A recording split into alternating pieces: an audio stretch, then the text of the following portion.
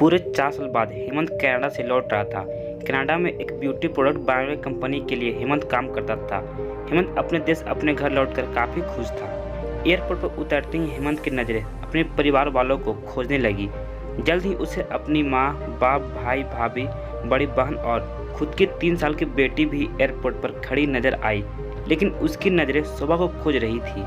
वे सोचने लगा, ये शोभा मुझे मिलने आई क्यों नहीं, और ऊपर से उसने हमारी छोटी सी बच्ची को भी यहाँ भेज दिया। अश्विन एयरपोर्ट पर सबसे हंसी खुशी मिला। फिर उसने शोभा के बारे में पूछा तो उसकी दीदी बोल पड़ी, भाई वो घर पर ही है, तुम्हारे लिए खाना तैयार कर रही है। वह तो आज ही तुम्हारे आने की खुशी में काम करने लगी है, वरना वो कोई काम करती कहाँ है। अश्विन ने अपनी बेटी को प्यार से उठा लिया, लेकिन उसकी बेटी उसे देखकर रोने लगी। लाओ मुझे दो बच्ची को, वह तुम्हें काफ़ी दिनों बाद देख रही है ना, इसलिए पहचान नहीं पा रही होगी। कहते हुए दीदी ने बच्ची को अपने पास ले लिया। सभी टैक्सी में बैठकर अपने घर की तरफ रवाना हुए। अश्विन अपने परिवार से मिलकर खुश था, लेकिन यह बात कि शोभा उसे एयरपोर्ट पर मिलने नहीं आई उसे काफ़ी परेशान कर रही थी। वे सोचने लगा, क्या खाना बनाना इतना ज़्यादा जरूरी था, मुझसे मिलने से भी ज़्यादा, और वो भी तब जब मैं 4 साल बाद वापस आया हूँ। इन्हीं ख्यालों में घर तक का आधा रास्ता बीत गया। अब उसकी बच्ची उसे देखकर रो नहीं रही थी, इसलिए अश्विन उसके साथ खेलने लगा। बाकी का आधा रास्ता भी खत्म हुआ और सब घर पहुंच गए। गाड़ी की आवाज़ सुन शोभा बालकनी में आकर खड़ी हो गई और अश्विन की तरफ देखने लगी। अश्विन भी जैसे ही गाड़ी से उतरा, उसने पहले दरवाजे की तरफ और बाद में बालकनी की तरफ नज़र घुमाई, जैसे वह शोभा को ही देखना चाहता हो। अश्विन से नज़र मिलते ही शोभा के चेहरे पर मुस्कान झलक पड़ी। अश्विन भी उसे देखकर हल्के से मुस्कुरा दिया। सभी घर के अंदर आए। शोभा सबके लिए पानी लेकर आई और सभी को पानी देने के बाद फिर से किचन में चली गई चाय बनाने के लिए। थोड़ी देर तक सभी परिवार वालों से बात करने के बाद अश्विन शोभा को बुलाने लगा। माँ ने उसे बीच में टोकते हुए कहा, रहने दो उसे किचन में, थोड़ा काम कर लेने दो, बाद में अपने आप आ जाएगी, तुम बैठो यहाँ मेरे पास, वैसे भी कहाँ ज़्यादा काम करती है वो। अश्विन यही बात दूसरे बार में शोभा के बारे में सुन रहा था।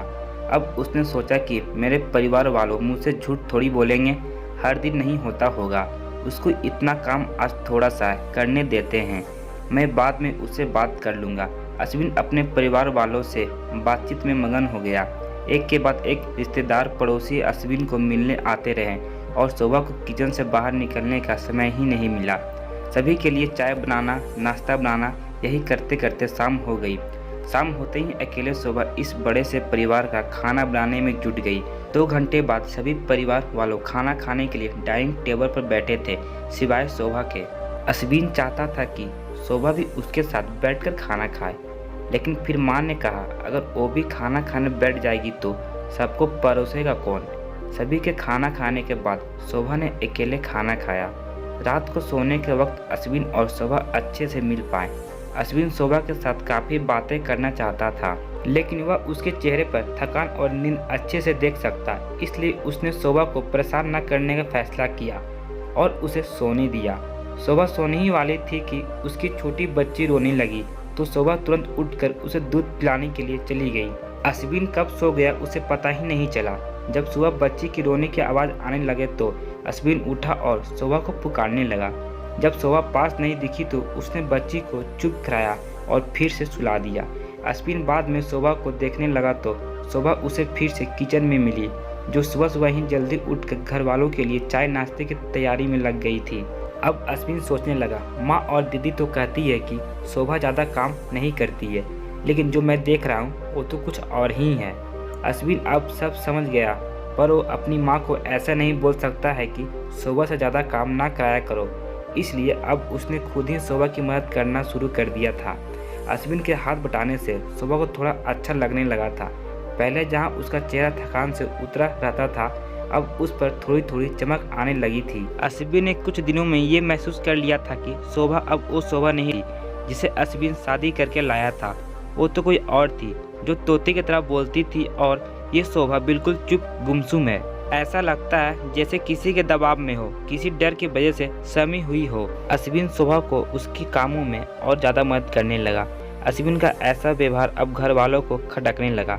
घर के सभी बड़ों और उसकी दीदी ने मिलकर अश्विन को समझाया, तुम अपनी बीवी की मदद करते हो, उसमें हमें कोई एतराज़ नहीं है, लेकिन तुम्हें भी एक हद तक ही ऐसा करना चाहिए।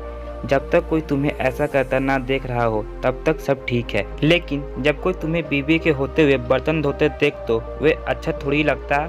और सोचो, आगे चलकर शोभा को तुम्हारे हेल्प की आदत पड़ गई तो तुम्हारा अपना कामों में ध्यान लगाना मुश्किल हो जाएगा। अश्विन हमेशा से ही अपने परिवार वालों की बात मानता आया था। जिस तरह से सबने अश्विन को समझाया था, अश्विन भी उन्हीं के बातों में आ गया। अब अश्विन शोभा की मदद करने से कतराता था। कभी कभार वह बच्चे के लिए दूध गर्म कर लिया करता, उससे ज़्यादा कुछ नहीं। घर वालों ने अश्विन को विदेश जाने से मना कर दिया और कहा कि यहीं पर कुछ काम कर लो।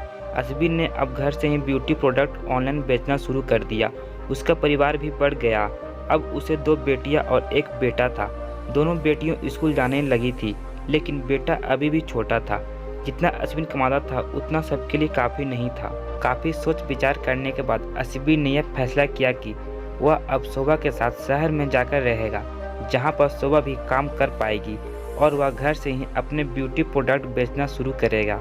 इस तरह से वे अपने पैसों की तंगी को पूरा करेंगे। परिवार वालों ने अश्विन को इजाज़त दे दी। अश्विन चाहता था कि माँ भी उसके साथ रहे, लेकिन माँ को शहर में आना मंजूर नहीं था। माँ बड़े भाई के साथ रहने लगी। शहर में अब शोभा नौकरी करती और अश्विन घर से ही ऑनलाइन अपने प्रोडक्ट बेचता। कई साल ऐसे ही बीत गए। शोभा घर का काम और बाद में बाहर का काम करके पहले से भी ज़्यादा थकी थकी रहने लगी। परिवार वालों की अश्विन के दिमाग में डाली बातें अभी भी उस पर असर करती थी। वह यहाँ पर भी शोभा का हाथ न बटाया करता। अश्विन अब दिन रात अपने प्रोडक्ट बेचने में ही मसरूफ रहता। कभी कभी शोभा उससे कहती कि मुझे अच्छा नहीं महसूस हो रहा, मुझे डॉक्टर के पास ले चलो। वे हाँ कर देता, लेकिन अपने काम में इतना खो जाता कि कभी उसे डॉक्टर के पास ले ही नहीं जाता। शोभा तो बीमार थी, लेकिन एक बार अश्विन बहुत ज़्यादा बीमार हो गया। इतना बीमार हो गया कि उसे अस्पताल में भर्ती करवाना पड़ा। अस्पताल में अश्विन के पास सिर्फ शोभा थी और कोई नहीं। इतना बीमार होने के बाद भी उसके परिवार वालों सिर्फ उससे मिलकर वापस अपने घर चले गए थे। उसका सहारा बनने के लिए, उसकी तकलीफ बांटने के लिए कोई भी उसके साथ नहीं था। बिस्तर पर बड़े शारीरिक तकलीफ से गुजर रहे अश्विन को अपनों का ऐसा व्यवहार बहुत तकलीफ दे रहा था। फिर वह सोचा कि उसने भी तो शोभा के साथ जिंदगी भर यही किया है। क्या वो शोभा का जीवन साथी सिर्फ नाम का ही नहीं था? जब साथ देने की बारी आती थी तो उसने दूसरों के बहकावे में आकर उसे किनारा कर लिया था। यहाँ तक कि शोभा के खुद अपने मुंह से कहने के बाद भी उसकी तकलीफ को वे नज़रअंदाज करता आया था। अश्विन को अब अपना दर्द शोभा के दर्द के आगे मामूली सा लगने लगा। उसके दर्द को ना बांटकर उसने बहुत बड़ा गुनाह किया हो, ऐसा उसे लगने लगा। पछतावा के आंसू अश्विन के आंखों से बहने लगे। उसने अपनी सारी गलतियां और गुनाहों के लिए शोभा से माफ़ी मांगी। दोस्तों, जीवन साथी का मतलब होता है जीवन के हर उतार चढ़ाव में, जीवन के हर मोड़ में जो साथ दे। साथ होना और साथ देने में उतना ही फर्क होता है जितना सिर्फ वादा करने में और सचमुच वादा निभाने में होता है। दोस्तों, एक पत्नी की दर्द भरी कहानी पति के दृष्टिकोण से हमने बयां की है। इस कहानी को पढ़कर किसी भी पति या पत्नी का अपने जीवन साथी के प्रति व्यवहार सुधर जाएगा तो इस कहानी को लिखने का उद्देश्य सफल हो जाएगा। और ऐसे कहानी सुनने के लिए इस चैनल को सब्सक्राइब कर लें।